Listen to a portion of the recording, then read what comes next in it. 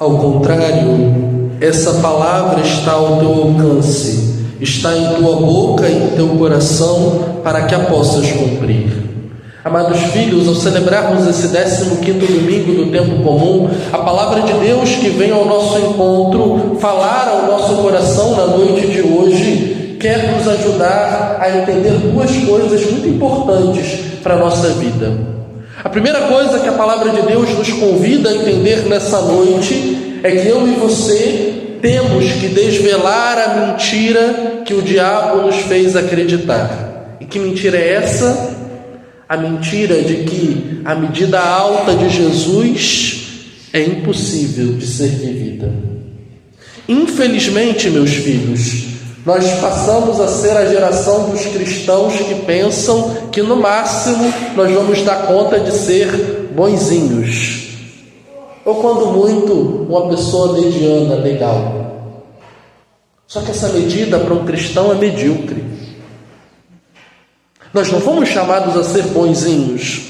Nós fomos chamados a viver a medida alta de Jesus. E essa medida não é uma utopia. Ela não é um detalhe impossível ou um mero texto, um discurso. Ela é uma possibilidade real e concreta que está ao alcance de cada um de nós. E por isso o autor sagrado vai nos dizer que a palavra está ao nosso alcance, ou seja, a possibilidade de vivermos a medida alta de Jesus está ao nosso alcance. E por que isso está ao nosso alcance? Porque esse Jesus desceu do céu até nós, e descendo do céu trouxe com ele a nós essa medida alta, para que ela nos levante da nossa condição. Por isso que essa palavra está ao nosso alcance, e ninguém deve pensar que isso é só um discurso, mas todo cristão deve olhar isso como a sua meta, como uma possibilidade concreta. Viver a medida de Jesus, viver a medida alta da palavra. Como é triste ver que nós nos acostumamos com uma medida medíocre, de pessoas boazinhas, e achamos que isso basta. Só que isso não basta, gente. Nunca bastou. E a prova cabal de que isso não basta, já disse isso em outras homilias, vou dizer outras vezes, é que apesar de o mundo ter mais gente boa do que gente ruim, o problema do mundo não é resolvido. É fato que o mundo tem mais gente boa do que gente ruim. É verdade, os maus fazem mais barulho. Porque é uma característica do mal o barulho. Pode reparar, tudo que é mal é estardalhaço, é barulho, gosta de aparecer. Isso é uma característica do mal. O mal gosta de se anunciar, de se promover. O bem não. O bem, porque é bem, ele acontece no silêncio. Isso aí dá para nós um bom critério, se a nossa ação está sendo boa ou ruim. É um bom critério. Porque se ela for muito barulhenta, muito estardalhaço, desconfie de que talvez ela não seja tão boa assim. Desconfie. Não estou dizendo que se o bem fizer barulho, ele deixa de ser bem. Não é isso não. Mas se faz muito estardalhaço, fique com a pulga atrás da orelha se de fato você está fazendo bem ou não. Não é comum o bem fazer assim. É comum o bem acontecer no silêncio, no escondimento. Então, nós podemos ser levados à ilusão de que o mal é maior que o bem, de que há mais pessoas más do que pessoas boas, mas o fato é de que se olhamos o mundo com sinceridade, sem afetações, nós temos que admitir que é fato que existem mais pessoas boas do que pessoas ruins. E, no entanto, o mundo está como está. Porque pessoas boas nunca foram a resposta para o mundo. A resposta para o mundo sempre foram os santos. Bento XVI dizia isso. O problema do mundo foi e sempre será a crise de santos. Porque são os santos que mudam o mundo. São aqueles que vivem a medida alta de Jesus que mudam o mundo. É só olhar, gente, o que foi o mundo depois de um São Vicente de Paulo? Um mundo que olhou para a pobreza e falou assim: opa, escuta aqui, não vão fazer nada não? Vão ficar parados de braços cruzados enquanto o pobre está do seu lado? Mas falou isso para os ricos, mas falou para os pobres também, porque afinal foi São Vicente que cunhou a frase: com os pobres nós salvaremos os pobres. São Vicente que ensinou: você é pobre, tem alguém mais pobre que você pode ajudar. Ou tem alguém tão pobre quanto você, mas que agora precisa de mais ajuda do que você, e você pode ajudar. Os santos vão mudando o mundo. Aqueles que vivem a medida alta mudam o mundo. E a essa medida nós somos convidados na nossa vida. A palavra hoje está nos exortando a, antes de tudo, sairmos da mediocridade e irmos para a medida alta de Jesus, porque essa medida é uma possibilidade, ela é uma realidade. Isso não é uma ilusão ou uma utopia, mas tem que ser o caminho de cada um de nós. Nós não podemos nos contentar com a mediocridade de sermos cristãos bonzinhos, cristãos legaizinhos. Não! Temos que viver a medida alta, porque somos chamados a isso. E é curioso porque na nossa vida material a gente não se contenta, a gente sempre quer algo melhor. Tem a geladeira em casa, mas para desespero do marido, quando a mulher vê uma geladeira nova, né? Aquela ali é melhor, né, amor? O freezer é maior para guardar as compras, tem mais espaço, sai a água ali na porta, sai o gelinho na porta. O marido já começa a coçar a cabeça: meu Deus, tem que vender um carro para comprar geladeira. Essa mulher não está vendo, né? Ou olhar para casa e falar assim: quero ter uma casa melhor. E aqui um parêntese: nada de mal, não há problema algum e não é pecado nós queremos coisas materiais melhores, sempre e quando nós não façamos dessa busca de coisas melhores o motivo da nossa vida. Se isso não for o motivo da nossa vida, não há problema nenhum você querer melhorar o que você tem. Isso não é ingratidão, não é, insatisfação, é um desejo justo e honesto, sempre e quando o melhor que nós queremos materialmente não se transforme no objetivo da nossa vida. Fechado aqui o parêntese. Mas é assim. A gente não se contenta na vida material. E por que na vida de fé a gente se contenta com a mediocridade? Em ser bonzinho. Naquilo que é importante, que é a vida cristã, a gente se contenta em ser medíocre, em ser ali meio termo. Quando Deus nos chama a mais, quando Deus nos dá graça para ser mais, quando Deus está nos dizendo a mim e a você hoje: você pode mais, você pode viver a palavra, você pode viver a medida de Jesus. Você não só deve, porque dever todos nós sabemos que devemos, mas Deus está dizendo: você pode, você é capaz. Então não se contente em viver na mediocridade, na medida baixa, porque você é chamado a viver numa medida alta, para assim se realizar, para assim poder acontecer com você aquilo que aquela canção antiga, mas tão bonita, que a gente cantava lá na catequese, pelo menos no meu tempo, tempo mais velho do padre,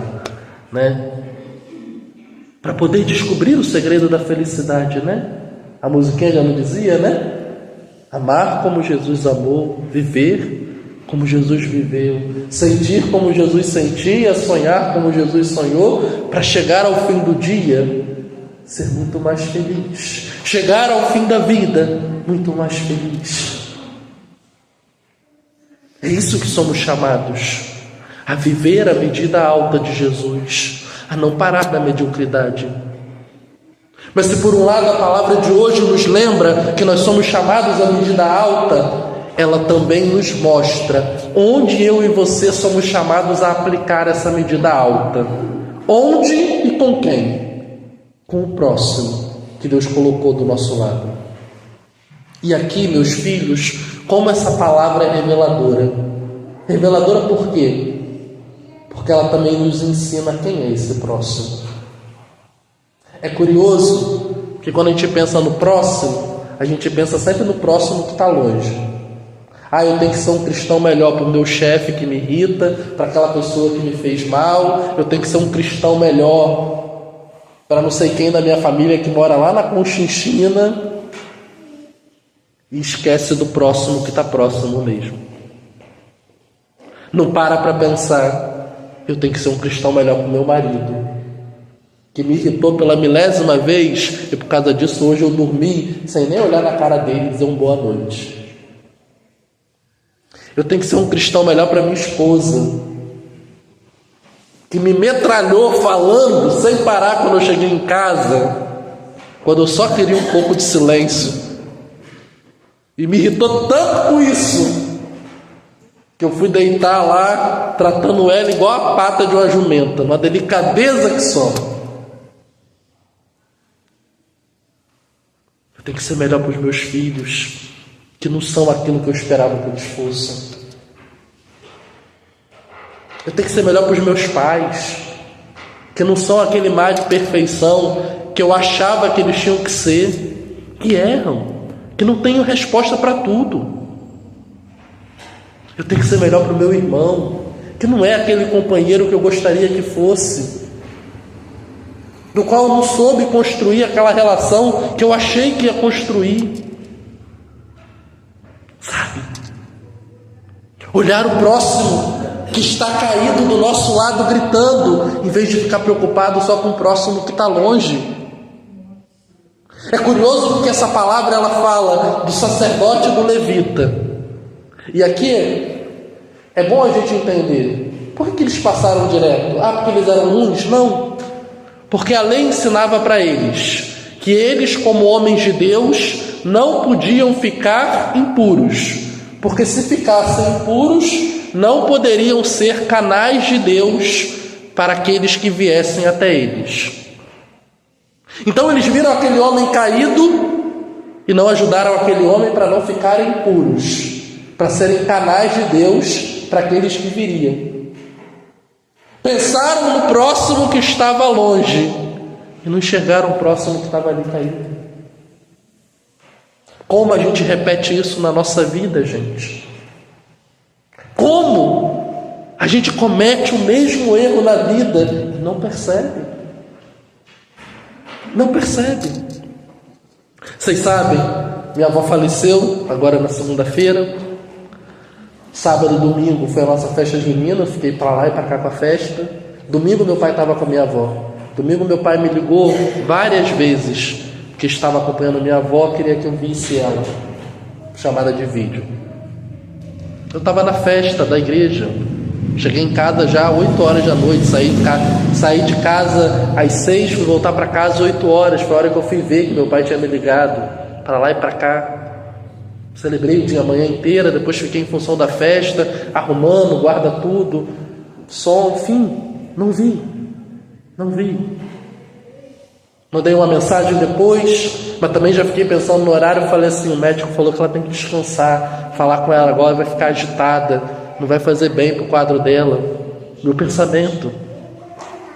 E eu não sabia que era a última vez. Falei, segunda-feira eu estou indo lá ver ela, então deixa ela descansar, dormir, porque já está muito frágil.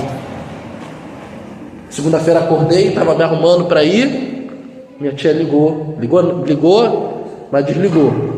Daqui a pouco entrou a mensagem dela gritando, chorando. Falei, minha avó morreu. Minha tia está gritando, não está falando nada com nada no áudio, minha avó morreu.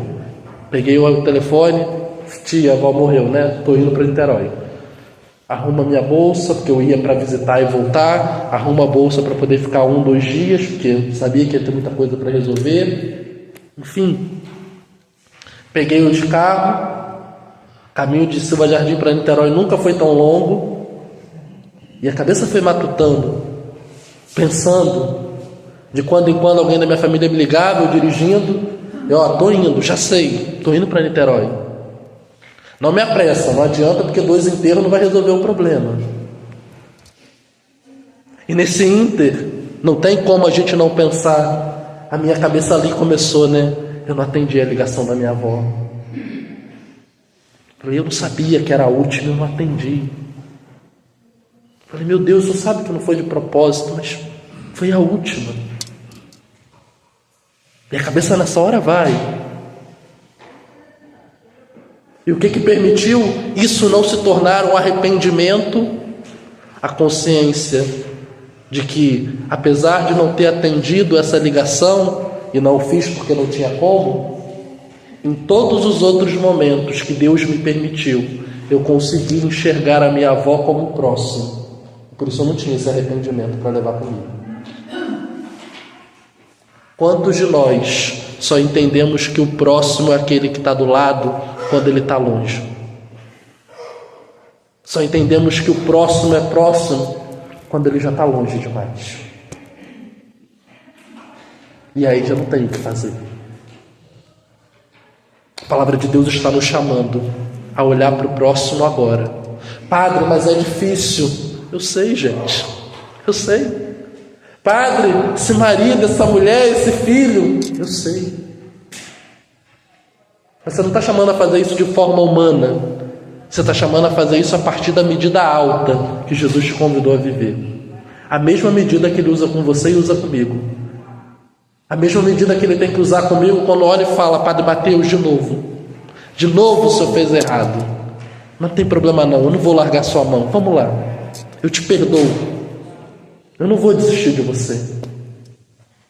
A mesma medida alta que é possível para cada um de nós e que Ele usa conosco. É essa que nós temos que usar com o próximo. Queira Deus hoje que essa palavra nos anime a não só viver a medida alta de Jesus, mas usá-la com aqueles que estão próximos de nós. Usá-la com o próximo que está caído e precisa ser levantado por nós. Ao contrário, esta palavra está bem ao teu alcance, está em tua boca e em teu coração, para que a possas cumprir.